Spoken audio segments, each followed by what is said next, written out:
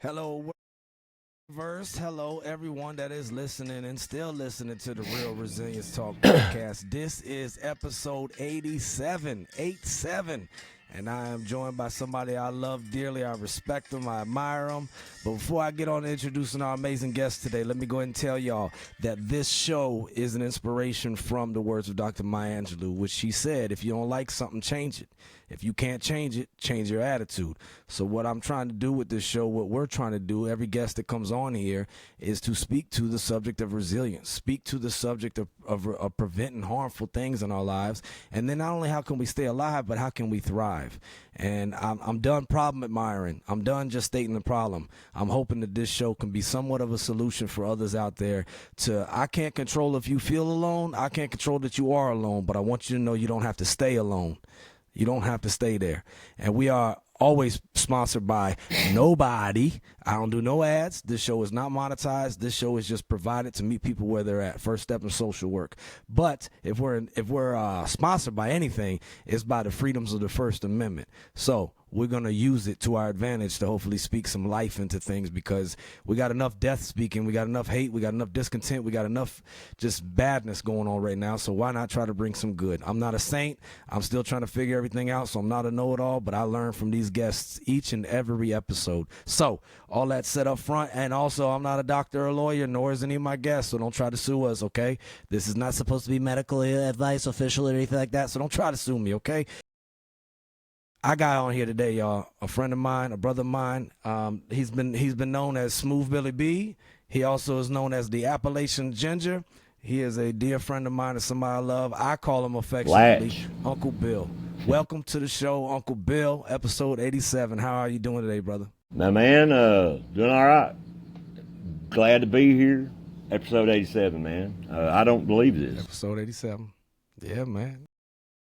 I didn't know when I was told that, you're going to have a gentleman named Cam Campbell. And the lady that put us together, she said, okay, you'll like this guy. She put us together. She's like, I think Yes, you two jive real good.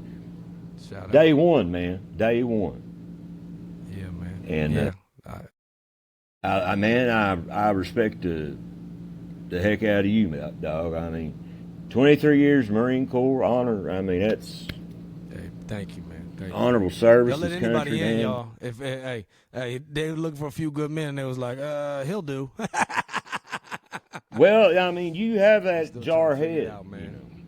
Yeah. It's like you got the head for it. I do too. I'd have felt the physical. I got a little dome, yeah. Hey, dog. I love it, bro. Nah, it's just, yeah, you the fit in. You got the haircut. You in regs right now, bro. Yeah, I love it.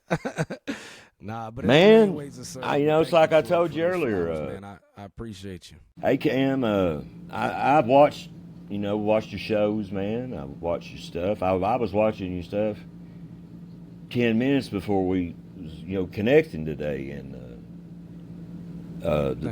you was going off about something, but this man, I was like, I didn't really know what you're saying, but I was like, yeah, get him, man. Get it. Yeah. Yeah, I mean, doc, well, you believe in what you say, and you say what you believe, man, and that's man, that's what you do. And this show, man, you don't have to do this, and for you to take the time, man, no, I know what you do. You do a lot more than just this.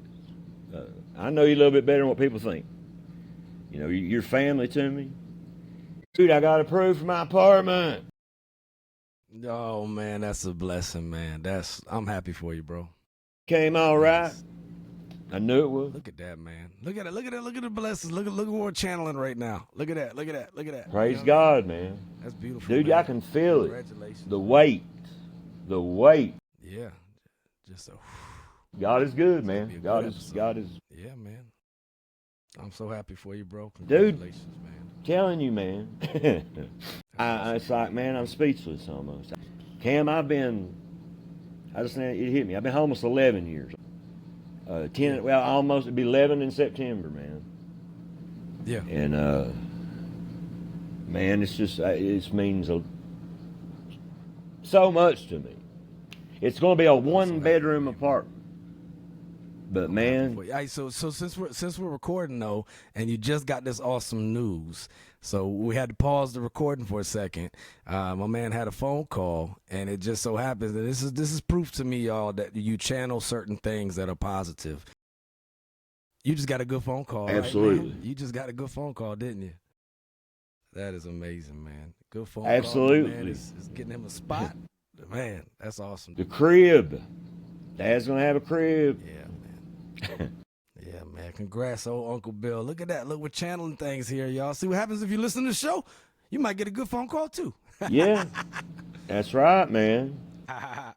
But in getting to this phone call, brother, and I know you've had an amazing journey, and you're out there, like he likes to call himself, y'all, the Appalachian Ginger, because he's out in the way west side of the Commonwealth of Virginia. I only know It's really Appalachian. Latch. Appalachian. Latch. Yeah. Appalachian, not Lation. Appalachian. That's what they say right. out that way. But brother, hey, if you don't mind sharing with the audience, what is resilience to you, and then whatever you want to share, man. What's your background? My man, resilience is is this what we're doing right here. It's when you Yes. coming from such a broken place that you don't see that the light at the tunnel nowhere. You don't see anywhere way out. I call it being any port in the storm. You're in that little boat, the ocean's rocking everything. You can't see the harbor, you can't see the lighthouse. Then all of a sudden, man, there's a little island over here. There's sun starts coming out, the rain subsides. But it's what my experience, my man, being put out of my childhood home, the only home I really ever knew, except for when I was married to my second ex-wife for 5 years, Johnson City, Tennessee. Pennington Gap it's been my home. I was living with my mom. I was 40 years old. I was just going through my second divorce. I get threw out of the house because of some things didn't go so well. It's when I got indicted on my forgery charges. That it's I don't know where I've heard it before, Cam. I believe it's somewhere in the Bible, but it's like there's 10-year cycles. It's like I know in Leviticus, I believe, talks about or it might be they talk about every 7 years, like when you're growing your crop, let the one go fallow, like every 7 years. I have heard, like, when people go through just bad times, good people. I've seen a lot of, and I mean, I'm not sitting here saying, "Oh, I'm a good person," but it's like I've always tried to carry myself a certain way. My papa, my maternal grandfather, was from northwestern Arkansas, grandson of a sharecropper. And that man right there, his mother died when he was 7. Picked cotton when he was 5 years old, picking cotton. 5 cents for a pound. Now that's a nickel for a pound of cotton. Now, think about that. But it's like my papa, man. He didn't look at that. He looked like, it's like, okay, it's 1930. He comes to Virginia at 13 years old. He saw a light at the end of the tunnel, man, because he was going to work in the coal mines. It's like, around here, you're like, no. But the money, but Papa worked in places that humans should never, ever have to go. It would, like where he was mining, it was like, it'd be illegal today. Highly illegal. But what I'm getting at, like, don't ask me what time it is, by the way. Don't ask me what time. It's not, I'll tell you how to build the watch. But no, Papa, man, he come from poverty, man. He come from, I think he had to quit school in like the 6th grade. The man knew how to do algebra, too. knew how to do trig, taught himself how to read blueprints. Wow. He's a master electrician, master plumber, and a master mason.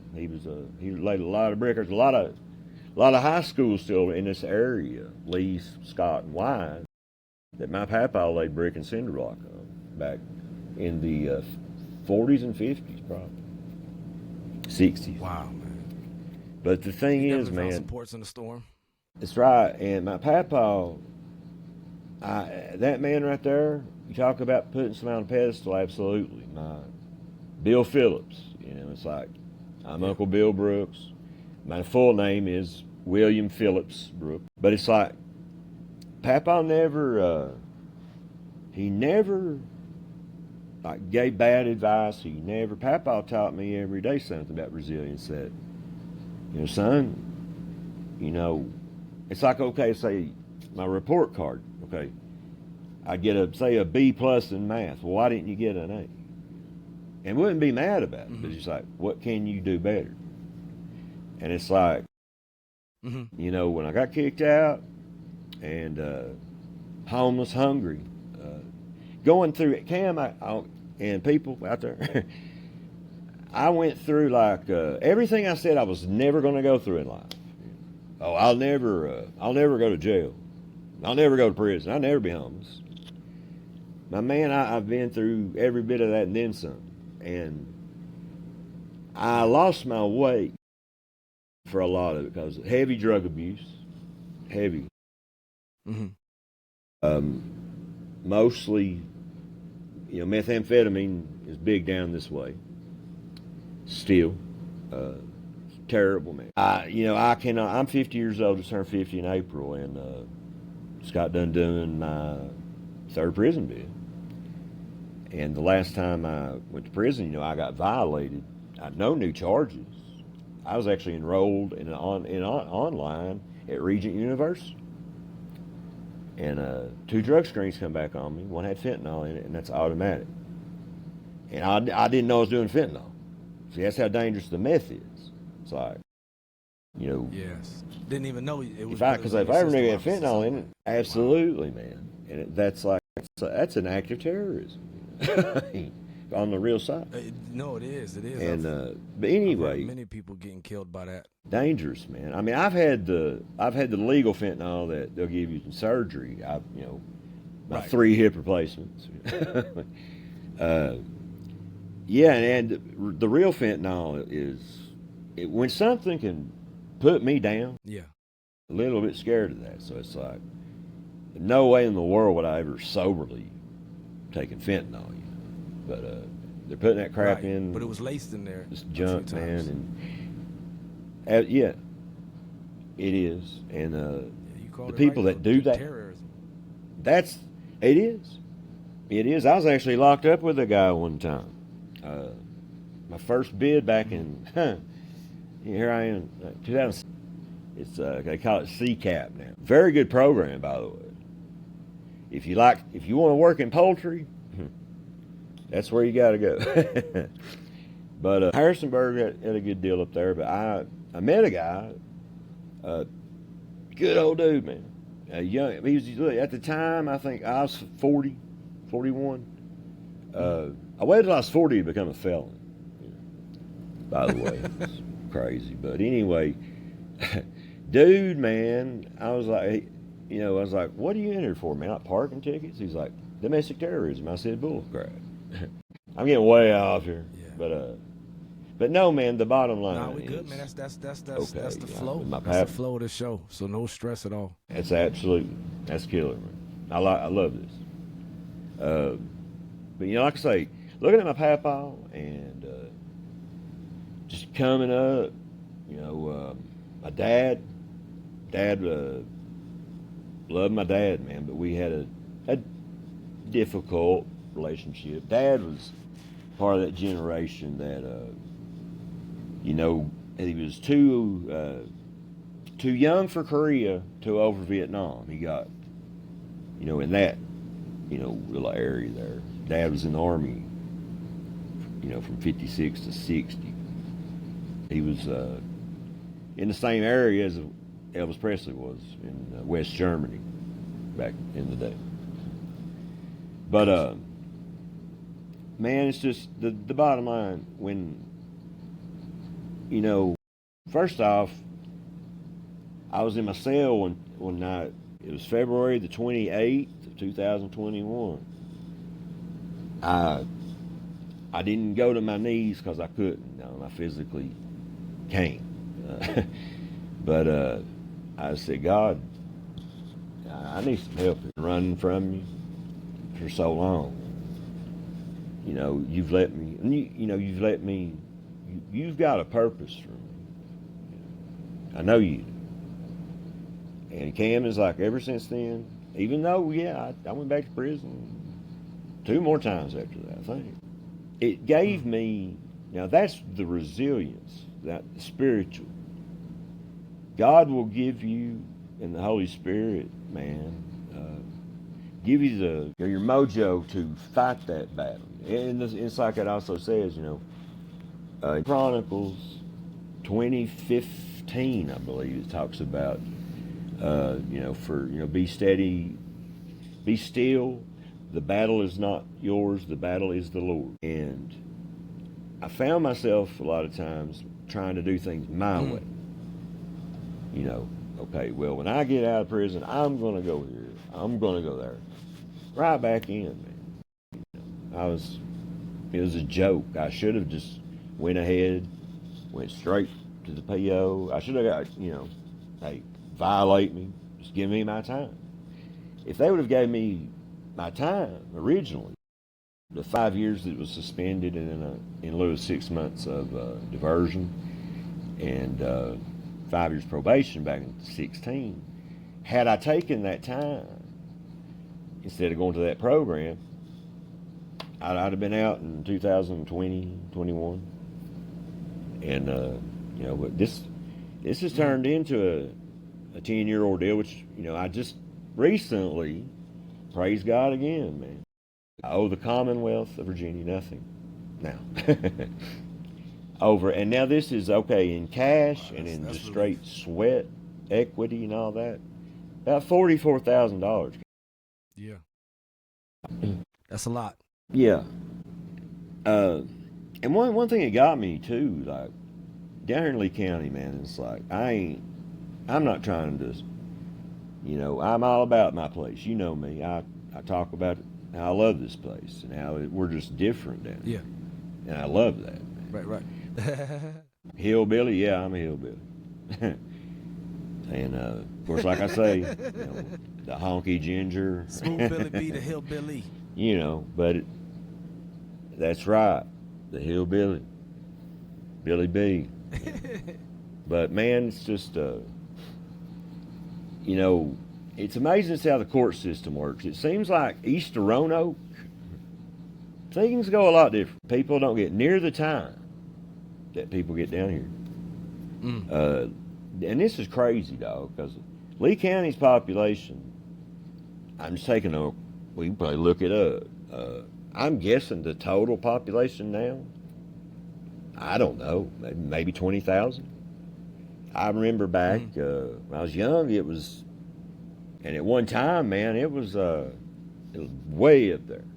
Back when, like when my papa as far as population, but a lot of people left, or yeah, man. Well, it's like when the coal mines, they would, all right, they'd work like heck, 7, 8 years.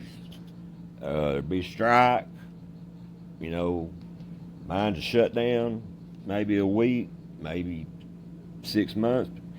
It's like my papa was on strike when he got hired to become a brick mason's assistant, building the Lee Theater, which is in Pennington Gap. It's a landmark, really, in our county. It's a pretty cool little place, really. I've actually never been in there but 2 or 3 times, but it's it's pretty cool because you're gonna sell it out. Man, I hope we do better than that. I hope we can sell out the Red Rock, the Hollywood Bowl sometime, man. The left coast. Hey, sky's the limit. The left coast. Yeah. Well, I mean, I've never been west of the Mississippi. Farthest west I've gone, Probably Lexington. I don't know. I've been to Cincinnati, Ohio. Okay, gotcha. But now I've been to Key West. So I've been to the most southern point of the United States. You know. Yeah. Yeah, man, I would love to, hey, the Lee Theater, get That'd you be down awesome, here, man. dog. What we need to do. That'd be awesome. Love to just see just that. to host an open mic there and just let people come in there. And just so y'all know, ladies and gentlemen, Uncle Bill shared a lot of his past, but what he hadn't said so far is this man is a poet. This man has some amazing poetry. I know some of y'all just already are loving his voice because he's got that good tone to him. But also, this man, and that's voice tone. That's not skin tone because we've already covered the ginger part. But he's also a comedian, and Yeah. he's done comedy with the Armed Services Arts Partnership, and he's a hilarious dude, but an artist. With your background, with the things you've been through, with admiring your grandfather, your father, and all the people. You take that pain, man, and you've made it into purpose. And one thing you and I have always talked about is in making good decisions, because we're both recovering from things and trying to live our best lives and best potential.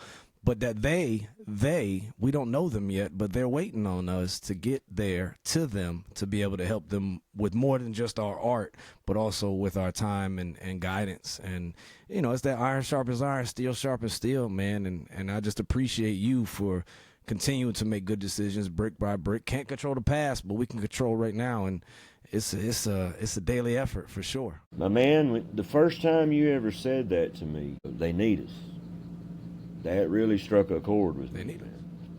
Because it's like some of the simplest things can hit you just like, man, that's right on.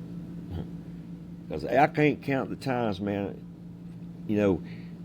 when you're talking to people who's been through addiction, alcohol, drugs, especially down this way, of course, sex addiction, chocolate addictions. The bottom line is, don't man, discriminate, it's like, right? exactly. It does not. But I mean, it's like, it's like I needed that voice. I needed someone to talk to a lot of times, and there's only a handful of, I'll say a handful, maybe a finger or two of people that I can really sit down and talk to. And I'm not trying to sound like I'm some big guru, because I'm an idiot. I have squandered a lot of my life. That's just no question. And it's but that's another thing about the resilience. I had to forgive the people who I never thought would ever leave me. I had to forgive them to get on with my life, and then from there, man, it's like that will humble you. I mean, just when the people you love like that, man. Do you like it? I mean, it's like, it's a good thing it was just forgery. I don't know. They probably would have wanted the electric chair if I'd have, Dad burn it. And he ran over a cow. He killed a cow. Yeah. I mean, you got to, man, and it hurts. It's hard. It's like every day, man, there's stuff I think about that happened. Of course, my memory is terrible anymore. It's oh Lord, I don't know. I can think about stuff that happened to me. I was beaten left for dead one time back in 2007. I'd been out. Me and a friend of mine had gone to a little pub down in Pennington Gap that. I'm going to put a plug in for the Roosters Pub in Pennington Gap, Virginia. I have no ownership, nothing to do with it, but just a nice little place to go to. They got good food, good-looking women out there waiting. And they got, if you're into that kind of thing, they got the Guinness on tap. Anyway, the pub, man, is I'd say, is a place to go. You was just talking about you was expressing how in 2007 that you had went out and had been beaten. Well, yeah, see, for dead. I mean, and that's what part of the reason that I get lost sometimes. I mean, I remember I was laying on, laying on the pavement, man. It was cold that night. It was snowing. And I just remember getting kicked in the head so much, man. I was covered. And I said, just quit kicking me in the head. Kick me anywhere else. You kick my head. And then they just left me there, dog. And, God, Jesus Christ led me. Should be dead, bro. I could recount, and I have recounted with you some events that I should not be here, but that's how God, man, it's how he works. That's resilience again. I'm going to use this man one day to testify to people, through comedy, through his poetry. Yes. Just being. That's right. Just being him, man. And back then, when I woke up 2 days later out of a coma with catheter in me, and like, oh my Lord, what's that? What's going on there? Catheter and on a morphine pump, and it's just like, why did this happen? Somebody saw me paying for a drink with $100 bill. I didn't have any change. And they saw that I had a little roll on me, but the idiots didn't look in my left boot. Didn't get a dime from me. I mean, beat me. I mean, but if I laid there on that pavement, I mean, for real, it's like the damn fools didn't look in the left boot. I mean, it's terrible, man. Crowd don't pay. I forgave them. Don't be out there hurting people. See, it does not. Yes. That's one thing about it, man. I've been beaten. I've been cheap-shotted, literally, I love them, but that's because Jesus, you forgive, Peter asked him, how many times you forgive your brother? 7 times 7. Well, even then, what did he say? Was it 70 times, 70 times 7? Mm-hmm. And that's what you got to do. It hurts. It's hard.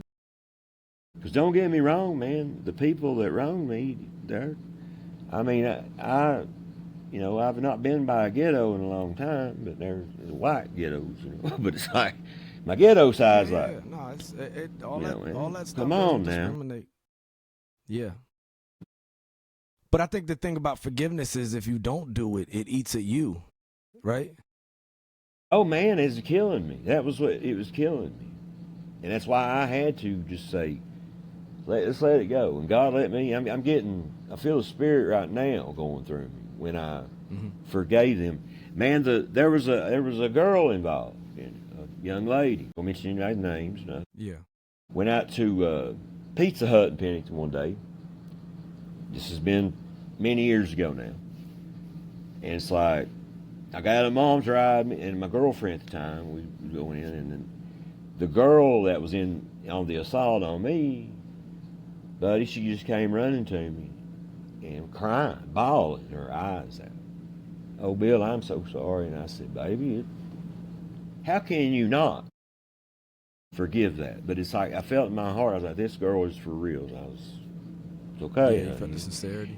And I told the guy that was involved, I was like, look, man, I think that night, everybody, we had to do it over again. I made a different decision. That wasn't happening.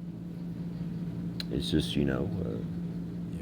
it's evil. Was it Drake or Lil Wayne, 0 to 100, real quick? I mean, for real. It's 0 to 100, real quick. Yeah, it's true. It's true, and that's how like situations occur. And I love that you're emphasizing forgiveness, but at the same time, ladies and gentlemen, forgiveness don't mean reconciliation or putting yourself back in a position to get hurt by the same folks again. Like you can forgive, exactly. Right? To forget, we don't want to do that or put ourselves back in certain circumstances. And I hate that happened to you because no human being deserves to get beat and kicked in the head like that. Well, it's like, man, when my best friend cheap shot me, that hurt my heart more than anything.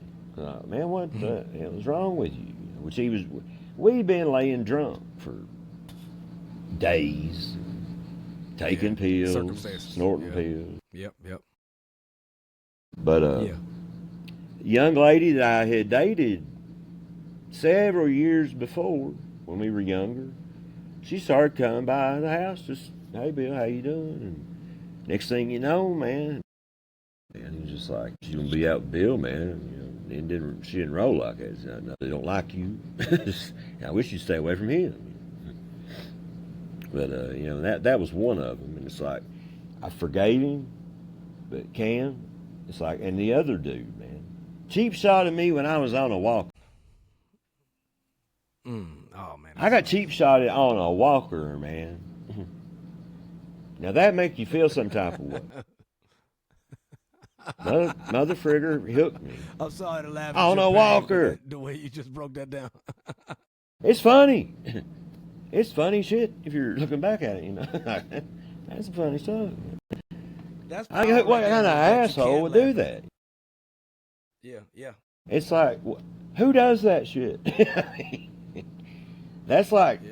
you know, I don't know. Like, he probably went, you know, he'd steal a nun's bus and crash into a children's home with it. I don't know. Oh You man. know? Oh man. Don't go riding with him. Either way, I could never be around him again because, number one, you're on guard. Number one, you don't want to be there. Number two, you're on guard the whole Oh, time. yeah. You know, I pray for him. Now, me and one of the guys, we had a long talk when I was at the halfway house. Pretty good little place up in Lebanon, Virginia. A lot of people down this way has been through there, but you know, me and this guy, and that's where we met, man. When I was at the halfway house. Yeah. Yep. But you know, the guy that hit me on the walker, me and him had a heart to heart, man to man on the phone. You know, I mean, it's all we could That's do. good. Because he called me, he's like, he didn't call me, he messaged me. He's like, Bill, man, I just got to tell you, dog, it's eating me up. I am so sorry for that. I was like, dude, I forgave you a long time ago. Yeah. But don't get it twisted up. I can never be, man, I never be friends like that. But that's beautiful though that he did reach out and say I'm sorry. That's beautiful. He did, and man, I got to say, in all honesty, I got love for him. Because, man, when we was younger, we had some crazy times. Doing stuff that 17-year-old dudes should not be doing. But still, it's just, you know, you get with you dudes back in the day, and you've always got clowns and stuff, but, you know, there's funny stuff happen. I have a homeless shelter, Cam. I got thrown out of a homeless shelter, too. Who the hell gets thrown out of a homeless shelter? What do you got to do? Check this out. I don't know if I've ever told you this one. For the stage. I mean, dog, I don't know if I told you this one or not, but I got to go to the homeless shelter in Norton, Virginia, woo-hoo, which it's, you know, I mean, which they've got a new place up there now. But now it's like you have to go through a process to get put into the dadgone homeless shelter. They do a credit score on you. Mother friggers, if I, you know, I mean, what? Yeah. What am I? Is my 540 going to help me not get a rack tonight? I mean, but and then, okay, so I get in there. This is when I was, I was on the walker still, reeling from the walker incident. You know, Yeah. I mean, that's still just like, who does that shit? But anyway, so I'm at the homeless shelter, right? I mean. It's my life, bro. I mean, it's like, if you heard some of the shit that I've done and gone through, if you didn't know me real well, or you'd say, that dude's probably full of shit. No. It's like, that really happened to him. You know, yeah, he really did get kicked out of there. But the homeless shelter, man, they weren't the nicest people to begin with, but okay. So the homeless shelter had to shut down because they had real bad water damage. It got condemned by the building inspector. So they had to put people somewhere because they have one thing they do that is, I think, is great. They have a women's battered women's shelter, and they run it right now. They run it tight, and that's that. The women need that, man. We gotta take care of our women. Yeah, I don't think that you don't hear that anymore. But we really, in 2026, you got to take care of women. Yes, I totally agree. But yes. Okay, so they lease out this hotel, Motor Six or something. I don't know. But so it's like I'm there. I don't have a roommate, right? I probably didn't need a roommate because I just got done doing I done 10 months, 20 days on 13 months. That's 87% Virginia. That was a dumb move I did. If I'd turned myself into jail at the time, I should have. I'd have went home in 7 days. It's COVID. Let everybody go, not me. Hell no. I had to go get me some Percocet. I needed the Percocet that day. But now, that's just stupid. But that's the mindset the devil will put you in. And it's like, honestly, and I'm gonna finish my homeless story. But it's like, it's not so much, honestly. And a lot of people probably, I don't know, would very well debate me on this, and I take every debate. But it's like, Cam, I realized I didn't have so much of a drug abuse problem as I had a spiritual. Oh man, So that's something right there for everybody to hear, because I hear the theme of faith being so much a part of, and laughter and comedy and your poetry, but your faith is like through this whole, and its faith is just the through line, and how you said the spiritual resilience. And that doesn't mean you need to, anybody out there listening, that you have to worship a certain thing or whatever. Everybody's got their own bias and everything, but to assume that spiritual health, the way I explained, a lot of times people are like, oh man, I know mental health, physical health, even social health. Well, there's also spiritual health, and people are like, I'm not spiritual, I'm not religious. Absolutely. That's number one. That's not the same. That's number one. Whatever keeps you going when everything else falls apart, that's spiritual. Sometimes that's being a father. Sometimes that's being a service member. I mean, whatever it may be. Like we're doing right now, like you said, they need us, man. That's what I'm talking about. That's spiritual. They need us. It very well, yes, sir. Course of action. I heard General Smith say that before, the great General Smith. He said that. He said, hope is a course of action. And if the sun's coming up tomorrow, which it is, then there's a reason to have hope. And if it's not coming up, we got way bigger problems in our own predicament. Absolutely. I mean, yeah. Hope is what is it in Hebrews? Hope is the evidence of things not seen, or faith. So that you got to have faith to faith to faith. Fred Durst said it too, but I kind of like George Michael's version better. Yeah, he did. I try to do Fred Durst because they be joking me. They be telling I look like Fred Durst when I turn my hat back. I mean, man, if you shave the stash off like a ginger Fred Durst, Fred Durst as a ginger. There it is. That's cool. I got you on track. Sorry. I mean, but well, I don't know. It kind of messed me up, dog. All right, so back at the plaza I was at, Norton, Virginia. Yes. I'd never seen a bed bug in my life. First night, I had a mosquito bite on me. Big as a nickel right here, like a moron. The hell's that? And then, because the bed bugs are like clear, they were like I wanted to run. 40-some-year-old man, I was like, get me away from that damn thing. I go tell the people, I'm like, y'all, I got some bed bugs, man. And oh, you just have to live with them. Hell no. No, I don't live with bed bugs.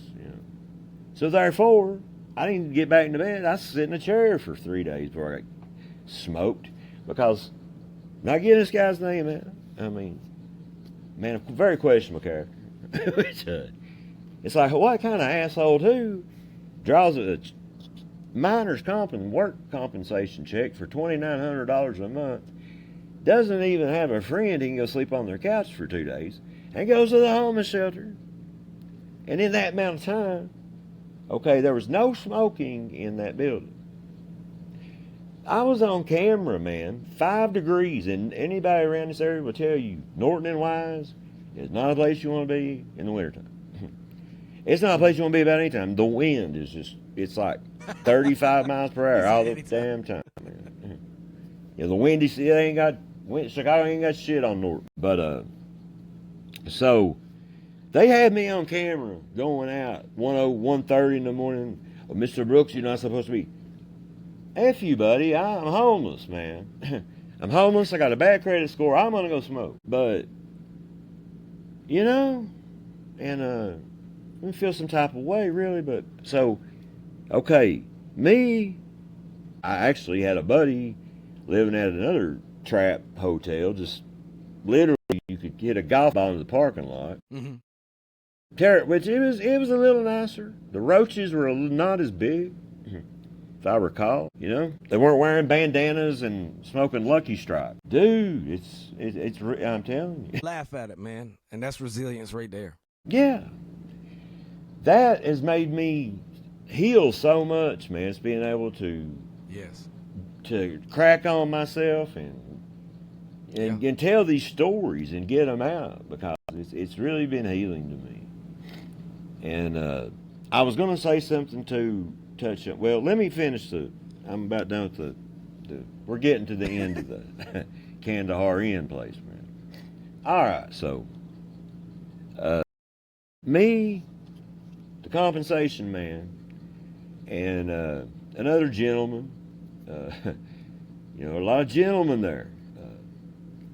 But you know, we decide, dude wants to go down to this place. It's not at the time, it was damn sure not a place you want to be caught if you're on probation. They have violated people just for being in the parking lot. But, you know, not a good place. So, where do we go that day? Went to the liquor store, and well, yeah, it's going to be a long day, boys. So, I didn't even like Jack Daniels. We set out for a road trip, which dude wasn't drinking. Dude was supposedly going to see a lady. So we go down there. I'm like, dude, let's go home, dog. Yeah, man, we'll go. Yeah. All right. So we get back home, right? And it's like midnight, something. We was a little after curfew. Nobody cared. I mean, yeah, they probably been happy if we wrecked on the way back. You know, it's 3 more bodies they don't have to fool with. We can put 3 more in, you know, who have better credit scores than that one guy. But homeless, and you got a 312, Mr. Brooks. You're not getting that cardboard box, man. You can have the microwave box, not the refrigerator box. But anyway, so we get back. I go get a snack. I had to go down to the vending machine. I got me Meliel and a Snickers bar. I went outside and smoked. Okay, I come back in, man, and walking up the steps, and I thought I smelled a cigarette. And I was like, oh my Lord, no. And this one cat steps in, knows they're not supposed to smoke there, lights up in our room. I was like, dude, whoa, put that thing out, man. Oh, I'm sorry, dog. I'm sorry. Yeah, sorry, hell. Yeah, get on. And all we have is like the fan in the bathroom. It barely got the odor out when you used it, much less get the cigarette smoke out of there. And it's like, you know, just being real about it. You know? It's like, okay, the next morning, okay, it's like even though we got bed bugs and everything else going on in the world, next morning you had to be out of your room by 8 o'clock. Because that's when they came in and cleaned and they changed the linens. And the only reason they changed the linens is to give the bed bugs a nicer place to sleep. Because, I mean, it's just like, hell, they hop from one thing to another. You know, I was still getting bit, man. Well, that's when things got intense, man. It was like, okay, so for reasons unbeknownst to me, I finally got a little sleep, man. It's like, when I go to sleep like that, it's like, it takes me a minute to get my head on. Ugh. I didn't get my cigarettes when I went out. So, left my Marlboros and my lighter there.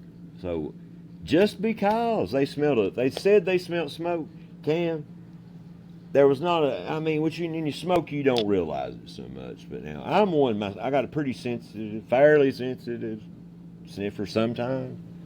But you can tell when somebody's smoking. Didn't smell that way anymore. But guess who got the blame for smoking? Oh man. So they put you out for that? Yeah, and I tried to tell him, and it's like, I'm not going to do the punk thing and snitch a man out, you know. But it's like, dude, this is a homeless shelter. This is not Camp 8 out in Halifax County or whatever. My God, this man lit a cigarette up. He put it out. The smoke's gone. But, yeah, man, they, Mr. Brooks, you violated our policy. I was like, hold on there, man. I didn't violate Jack, you know. And his buddy or whatever, they start getting mad at me and stuff. They finally like, you not out by 12:30. Norton Police put you out. All right, dog. See you next time. And I called hell from the people at the daggone, it was over the homeless place.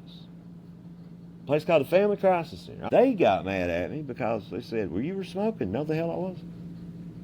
They said you were. So you're going to take their word over mine because I've got a 512 raise. That makes perfect sense to me. And these are supposedly reasonable thinking people. But yeah, that's I get a little salty when I talk about homeless shelters and stuff. It's, Yeah.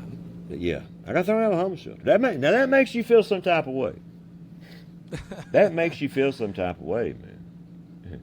It's like, what kind of asshole gets thrown out of a homeless shelter? Same kind? The same kind of that'll sucker punch you on a walker. I'm sorry. Oh, man. No, you good, brother. No, it's yeah, your man. story. It's your truth, and it's like those are some low points to, you know, whether you laugh at it and you make good jest with it, but you know, to be on a walker and get sucker punched, that sucks, and then to be in a homeless shelter and get thrown out for something you didn't do, that sucks. But I do want to ask you though, man. Like and on a walker, right? So nowadays, but nowadays, what is something that keeps you going? What is something that keeps you not slipping up and not going back to potential bad decisions? I do a lot of knitting. No, I'm joking. Cam, for real, I mean, you know, doing this right here, you know, man, just riding. I've gotten back. I ride in, it's like, I don't know, man. I ride in phases. It's like, I don't know, you can see, but like all over here, people say I'm institutionalized. I don't know why they would say that. Done more times. Yeah. All right, but see, I got stuff right here. You know, this is stuff that I wrote back in 2023 in Indian Creek in Chesapeake, Virginia. That I'm just reworking, looking back at them, man. I'm not going to share this one. This is really fun. It's kind of, but I wrote about an ex-girlfriend. We didn't get to really, we had a really bad fight, man, like 6 months before she got killed in the wreck, and it's just, we never, now if she had lived and I got out, we would have been cool, you know. I'm sorry, honey, hey, Bill, I'm sorry too, baby, you know. Well, we didn't get to do that, and I called home one night. This was in 21, and Mom says, honey, I hate to tell you this, but your ex-girlfriend got killed in a car wreck. Oh, my goodness. You talk about, Cam, that messed me up because it's like I never really grieved it properly, you know what I mean? Yeah. And I didn't know I didn't think it would which it didn't affect me like I thought it would. But now, me and this girl had some time together, you know. We'd known each other a long time, you know. And it's like this last bid, man, the very best friend I have ever had probably in my life, besides you. But no, you're my brother, man.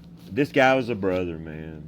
Patrick, I gotta give him a shout out. I know he's in heaven, smiling down, doing something now, and give all thanks to God and you. I can never thank you enough, Cam. We all in this together, man. And that's another thing, dog. You're just a vessel. I tell people that, and it's like sometimes but man, it makes so much sense. And What gets me through, man, it's just like I got a text from a buddy of mine who, got caught up in the dope game, sold to their own people, got him. He done right at 3 years, but now this man became an assistant chaplain at King Mountain State Prison up in the one I was telling you about with the gale force winds and the no heat and stuff. Yeah. He was there.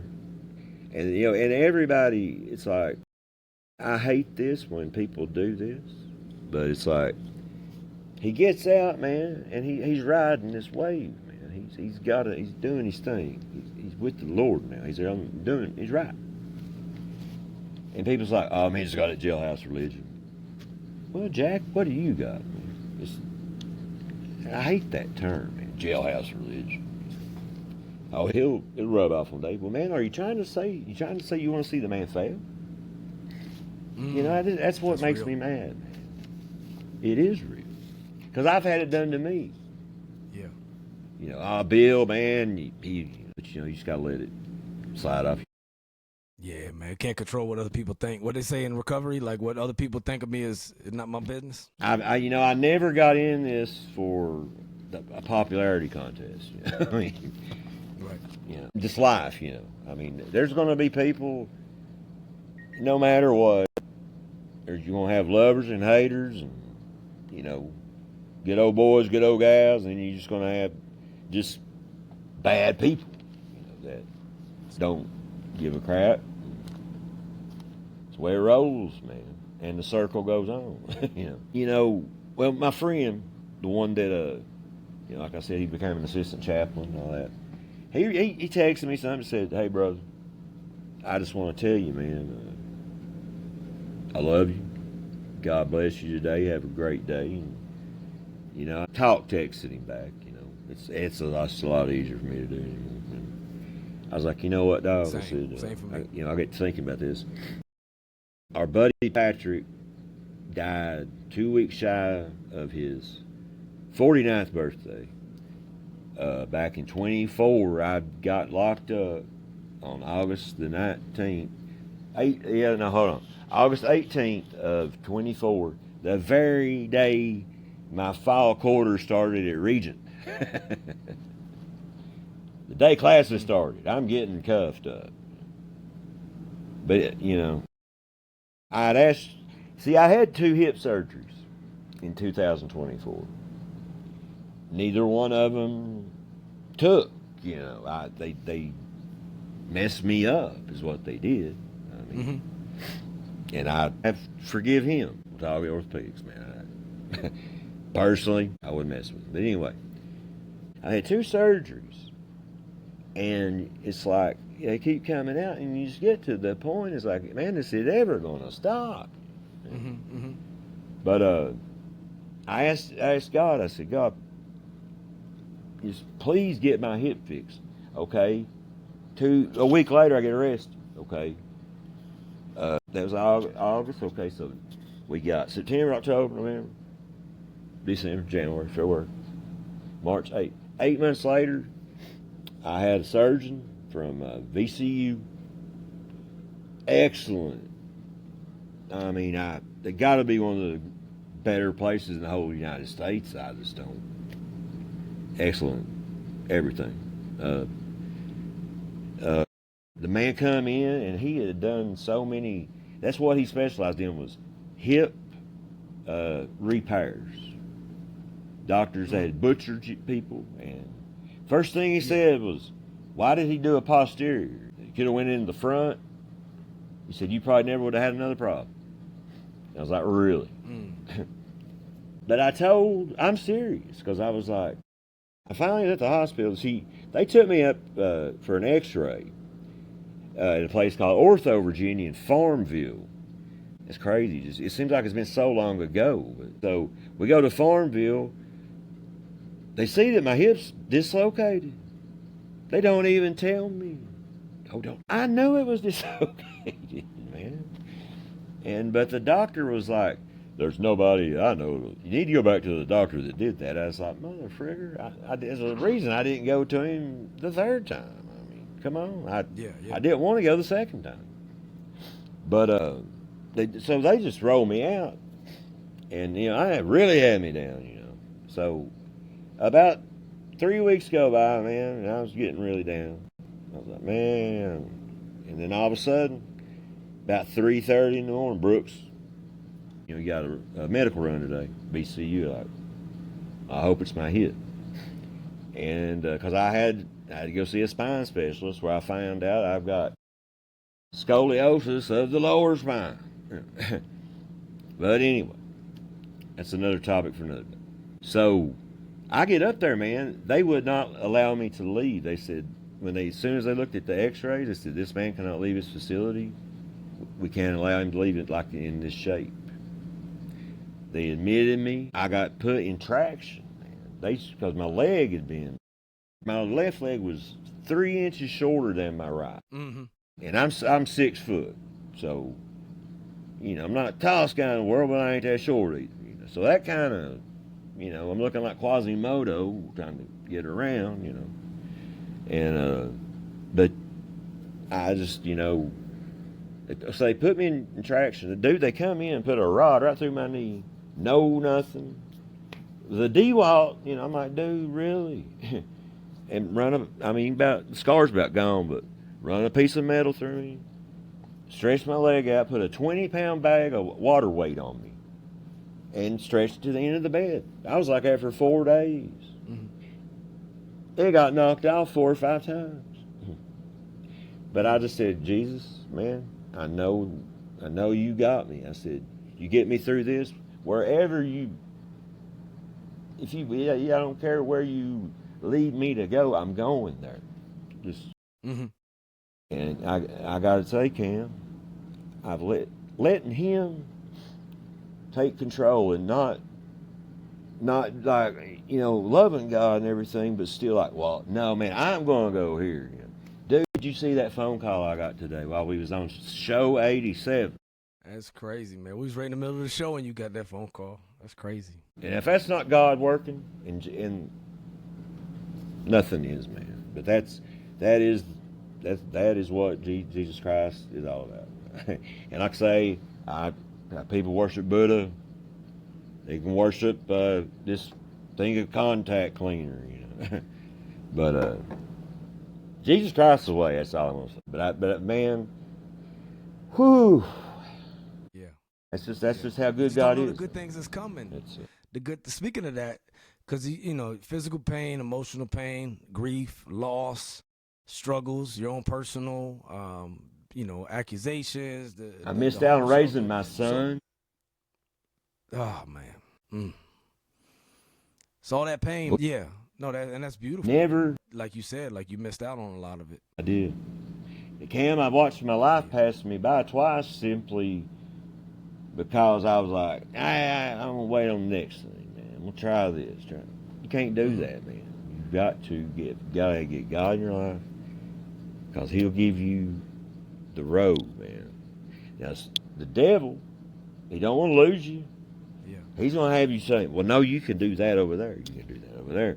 No, he's trying to screw you up. Now, yeah, you may be a little good at that, and a little good at that, but you're a lot good at this. So that's where you need to stay. See, I didn't have that dadgone side of it.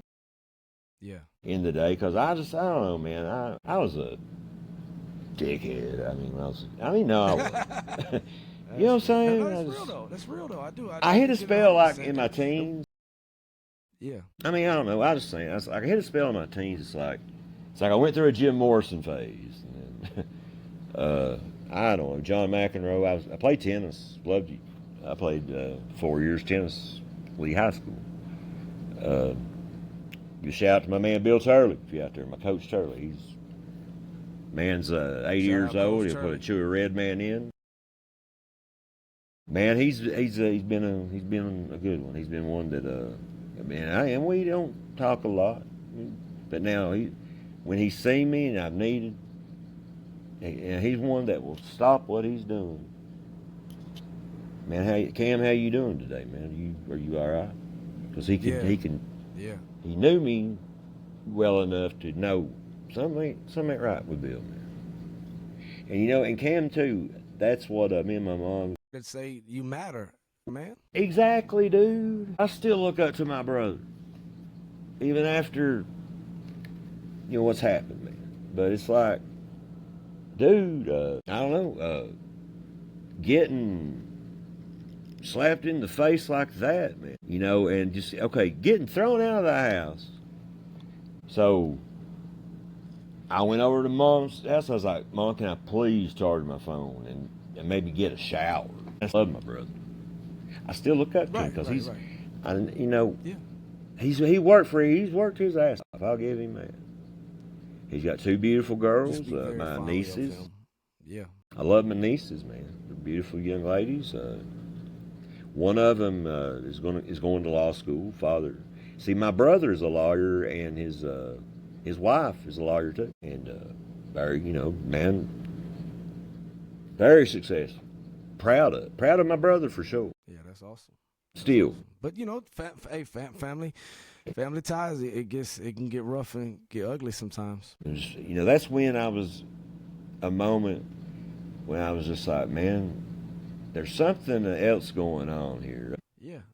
And but anyway, man, it's just I got accused. Ended up getting accused of things that just did not happen, man. It's like even some of the checks that came back on. I could have fought it. Yeah. There were several checks that could have fought, man. But even my counsel at the time was like, well, you've got 36 charges. Like, getting 4 of them knocked out is not going to make a difference. Yes, it is. Why did not fire that man right then and there? But that was it was all part of the story. Cam, I had to get broken. Because I was a tough case, dog. Hard-headed, buddy. Which I don't get into the astrology stuff if it's dark arts, but I am a Taurus, bull. And when you're that hard-headed, God just had to show me, man. And man, it's been a long, tiring ride, but like today, when that lady said, Mr. Brooks, if everything came back good, you're going to have yourself a little happy.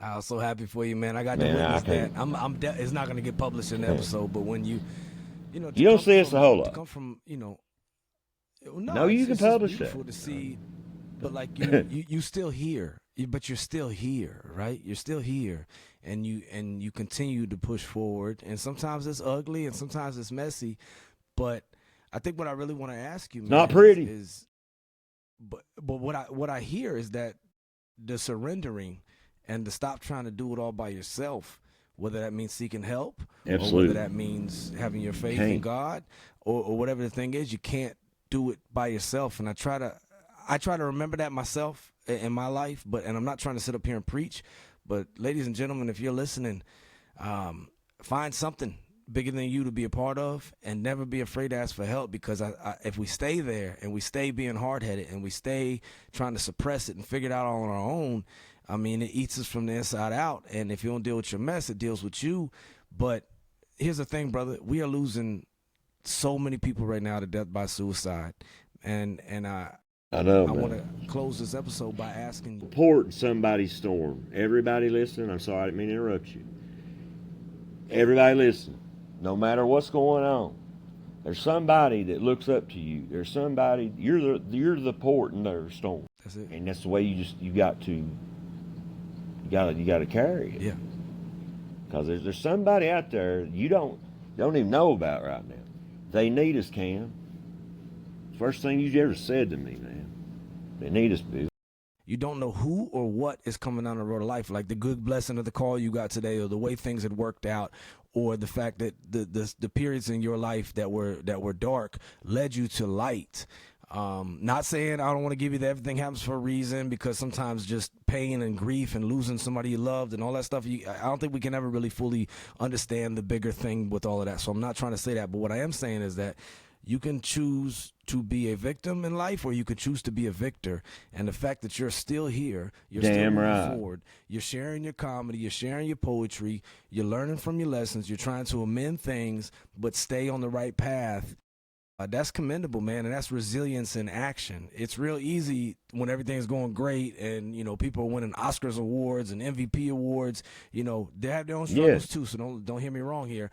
But it's easy to have it all together when things are going good. What's hard is during those controversial and challenging moments to surrender yourself, to humble yourself, to either ask for a higher power or to ask for help from some other agency. And the fact that all of these things that you shared today, you're still seeking to be a peer mentor for others. You want to bring others up and help them reach their full potential. That right there, to me, is unselfishness in action. That is resilience in action. And that right there, you're going to make somebody feel that they matter, man. Because we're losing so many people right now to suicide and to murder, suicide. If somebody was out there, let me ask you this. If somebody was out there and they are contemplating death by suicide and they think they got no other reason to keep moving forward, as you have, and you still are, and I am too, but they don't feel like, hey, I'm going to take this way out. If you had the opportunity to say something to them, what would Uncle Bill tell them? I would say there's someone out there that needs you. You're the port in somebody's storm, man. Don't do this. There's somebody that loves you right now, and you don't know. It might be, you know, a cousin that you don't know about you're gonna help him here in 2 weeks because he lost his, you know, maybe lost his place or something. You matter because God don't make trash, man. God never made a piece of trash. It's just, you know, things do happen in life, but people take the wrong roads, man. But it's like, yeah, man. I mean, I know, sir. Just, you know, somebody out there, they need you, man. Yes. And if that doesn't hit you right there, nothing's going to. Yeah. That's real, man. That's real. I appreciate you saying It is that, very sharing real. that, and here's the thing: for those if we're in that dark place, and I've been there, you really do feel like you're helping people out by not being around. But we're telling you the opposite, and you also feel like you're doing people a favor, and you also feel that this darkness, this moment you're in, is going to be everlasting, and that's not true either. Mm-hmm. That's all that is. Darkness. The devil's the father of lies. The darkness is a lie. You know, light prevails every time. Be a light, man. That's what I would tell that man. That's what I would say. Be a light, my man. Yeah, I love it, man. You ain't gotta do It's true. nothing major. And what is to give light must endure burning. Pick right? up calls you. Yes, man. Go ahead, buddy. No. We're I was good. just I think we saying. got a little delay. No, I keep going on. I'm sorry. Go ahead. We do. Pick up that phone call from that guy you ain't talked to in 2 years. You know, not the guy that hit you on the walker, but you know, no, seriously. You know, somebody call you. Pick up the phone. Answer that message, because that right there might keep somebody from going over the edge. You know? Just something as simple as, man, the biggest thing with me, Cam, I had to get that darkness attitude out of my head. Also, it was like, I had to have somebody just, you know, because not one time in that whole ordeal I went through. Now you got to be that for others. That's why I'm so adamant, man. I mean, man, it's like, you know, peer mentors, brothers, you know, the boy, you know, was a club you see on the Boys and Girls Clubs, and the mentor stuff. What we're doing, you know, I'm working on still with our PRS stuff, man. But you know, It's To be a peer recovery specialist out there, that's something that people need right now. So if you're out there and you're willing to serve and step, people say, oh, police officers, firefighters, Marines and soldiers, those are great too. But you could also be a peer recovery specialist in whatever state that you're in. You can look it up and find the ways to train. And that's what we've been doing, is trying to learn, so that way we can take our mess, make it a message, and hopefully be able to help somebody else and be the leader that you needed. Be the leader that I needed in those times when you felt like, I don't matter or nothing else matters. We talk about purpose, meaning, and all those things. They matter. But what more than that is to feel like you matter and to make other people feel like they matter. And I can't say I've been perfect at that moment. Be the ear. To make someone else feel like they matter. I said, be the ear on the other end of that phone. Be on the other end of that text. You don't know how that man, it's changed. But it's like, I can't count the times when I've needed somebody, and I got that. So I did answer that text. I was like, man, thank God, Pat. Yeah. It was like, that was like my brother Patrick that died. That was him, and a couple others. But you when the chips are down. But it's who can you depend on, and also give people the opportunity. For anyone that we were talking to in this specific question, give someone else the opportunity, because sometimes we just don't know. We get busy, we get over inundated with stuff. Life be life. Absolutely. We got our own mess, and sometimes, like, we don't know that you are hurting that bad. Reach out and talk to somebody, because we're not mind readers, and we're all the stars of our own little movie in life.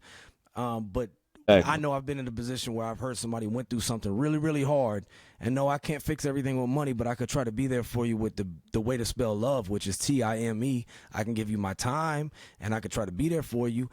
But if you don't give me that opportunity, you kind of rob other friends that may have the opportunity to be there for you, and trust me, absolutely. In a world of almost 9 billion people, somebody else out there cares. So keep trying someone else. Somebody doesn't answer, pick up somebody absolutely. else. Call 988. Shit, call 911. If you're in that dark place, don't be drinking and don't be playing with no gun, because it's going to end up to no fun, and we're going to lose you. And if you're not meant to be here, the powers that be, in my belief, will make sure that you're not here. That's just the way life rolls. Yeah. So don't go trying to play God on this it's one. It's not y'all. a place. It's not a place to be. Now you talking about you seen some low. We had a little delay. I didn't mean to cut you off. Yeah, probably my end, man. We don't exactly have the greatest Wi-Fi down here. Yeah, man. I can just remember very lonely, dark times. I mean, I never was suicidal, but it's like, and me and so many people anymore, man. It's like, I have a good friend of mine who actually fought in the first Gulf War. Served in Kuwait, back in the day. Real damn good guy. Real good guy, man. And he's had a lot of PTSD. And see, I've seen so much pain and suffering, dog. I know you've been through a lot, my man. And you sitting here right now is a testament.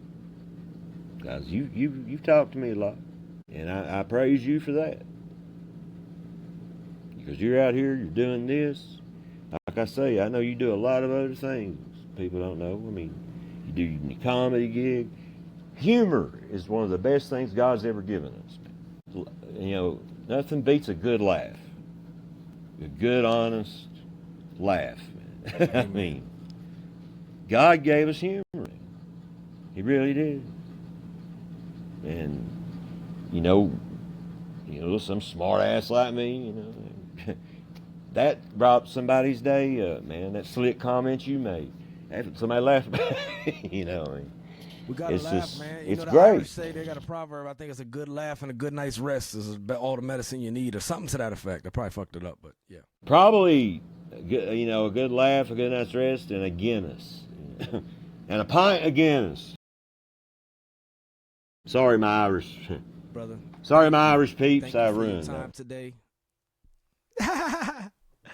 Thank you for being on the show, man. I really appreciate it. And hey, man, to all thank the listeners you. out there, man. I've loved, I've loved every minute of it, though. Yeah, man. It's we got, good like to I said, we share. got to start doing this. Yeah, hey, and I also wanted to announce that we're It gonna is. start doing our own show. It's gonna come out soon. We're gonna start doing our own show about every 2 weeks. Release an episode. It's just gonna be me and Uncle Bill. We don't know the name of it yet, but it's soon to come. And Uncle Bill's gonna get out there in public and put out his poetry out there. He's gonna start putting out his comedy out there. So be on the lookout. Stand up. Appalachian Absolutely. ginger for that smooth. There you go, baby. Because he's coming to you. Hey, y'all need him. We need him, and we need you to stick around, Uncle Bill, because you're a good dude with a good heart. Thank you, brother. And you get it. It's so many people don't get it, but you get it, and you understand that sometimes we got to humble ourselves, ask for help, whether it's from God or whether it's from someone else, and then guess what happens? We in turn be that help, be that light for someone else. So be what you say, the port in the storm. Absolutely. Man. So thank you, bro. Or be water. I'm gonna go ahead be and water. play this good track. Yeah, be water, my friends. We got to stay flexible. Ladies and gentlemen, this has been episode 87 of the Real Brazilian Talk podcast with Coach Cam and Uncle Bill. And we just want to tell y'all, 87. Man, make good choices. Yeah, 87. Be there for each other, make good choices, and try to give somebody else the opportunity for you to be there for them or for them to be there for you, because the only way we're going to get through this thing called life is together. So keep smiling, keep laughing, and just remember, like I always say, Key Sweat, we are sponsored by Nobody, baby. Nobody. Y'all be good out there. Much love.